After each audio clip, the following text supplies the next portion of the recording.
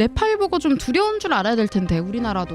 저는 뭐 이건 당을 불문하고 기득권들이 겁이 없는 것 같아요. 그다음에 지금 유럽이 지금 엄청납니다. 불가리아 총리까지 Z세대가 갈아치웠어요. 어떻게 보면 사임시켰어요. 네. 뭐 이거는 엄청납니다. 지금 네팔 보고 좀 두려운 줄 알아야 될 텐데 우리나라도. 저는 뭐 이건 당을 불문하고 기득권들이 겁이 없는 것 같아요. 정말 겁이 없는 것 같아요. 본인들이 지금 가지고 있고 유지하고 있는 그 권력과 권위라는 것도 국민이 부여했기 때문입니다.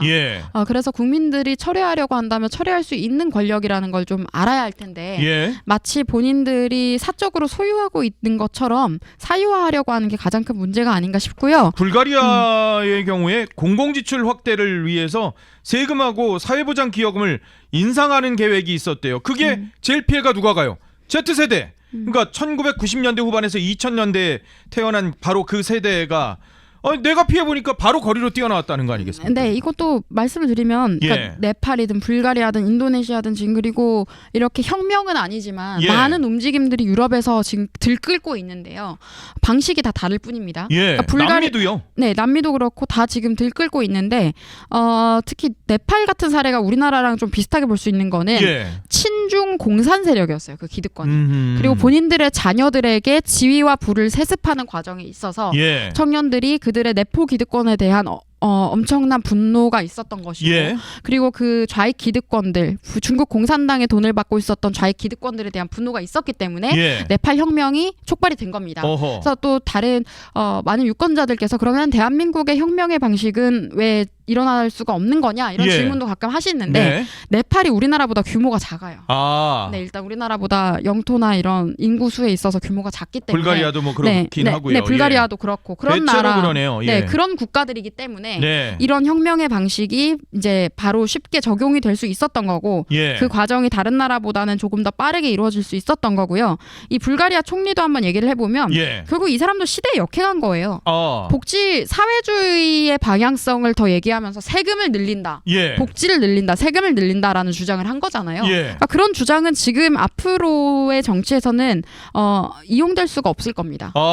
이제 왜냐하면 세금이 어떻게 보면 나라가 뺏어간다라는 걸 아는 거예요. 그러니까 젊은 세대들은 이미 아는 거예요. 그리고 저도 항상 제가 정치적인 방향성에 대해서 말씀을 드리지만 복지를 늘릴 게 아니고 소득세를 줄이는 게 가장 큰 복지라고 저는 생각합니다. 그래요? 네, 그래서 저는 중부담 중복지 따위를 이야기하는 사람은 보수가 절대 아니고요. 좌파 기득권들이나 하는 발상이다. 말씀을 드리겠고 불가리아 총리도 마찬가지로 그런 맥락에서 이야기를 했고 불가리아 정부가 지금 시대에 역행하는 좌회전 사회주의로 가는 방향성을 말을 했기 때문에 그러니까 도저히 못 참는 거죠. 안 그래도 유럽이 사회주의 PC주의에 절여져 있었어요.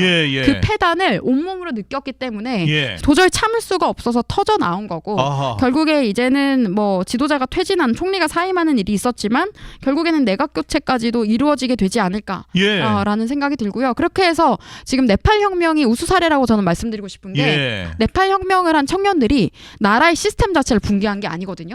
그 위정자들을 다 빼고 이제 다시 전체 국회의원 재투표에 들어갑니다.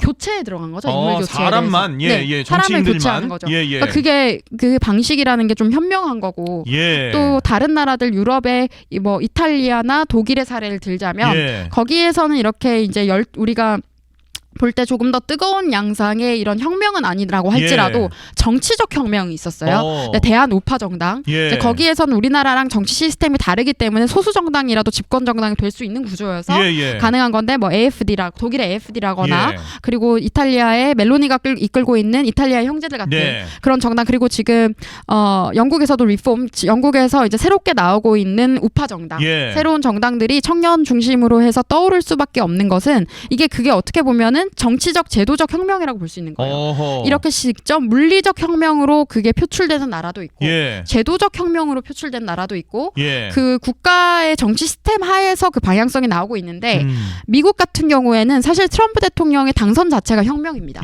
왜냐하면 트럼프가 임명했던 지금 내각의 구성원들도 보면요. 굉장히 젊은 인재들이 많아요. 젊고 유능한 기존에 우리가 볼 수 없었던 그런 인재들이 대거 등용이 되기도 했었고 그리고 맨날 여성 이렇게 얘기를 하지만 여성 비율도 높아요. 근데 일부러 할당제를 한 게 아니고 유능한 사람들을 임명하고 보니까 여자였을 뿐입니다.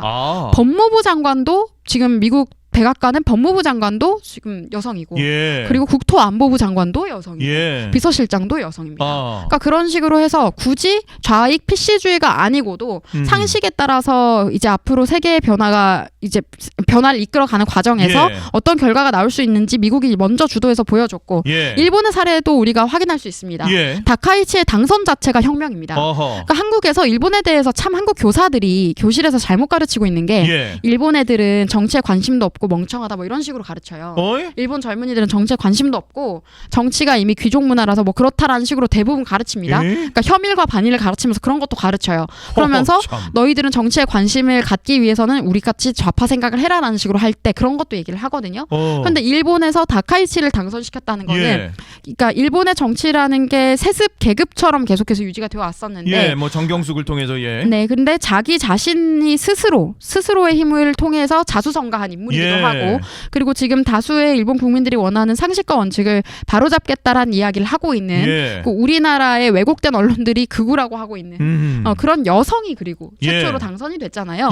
그것 자체가 정치적 혁명인 겁니다. 그러니까 혁명의 방식이 물리적이냐 제도적이냐 국가 시스템에 따라서는 다르지만 이미 다 이루어지고 있고 우리나라만 시대에서 역행하고 있는 거예요.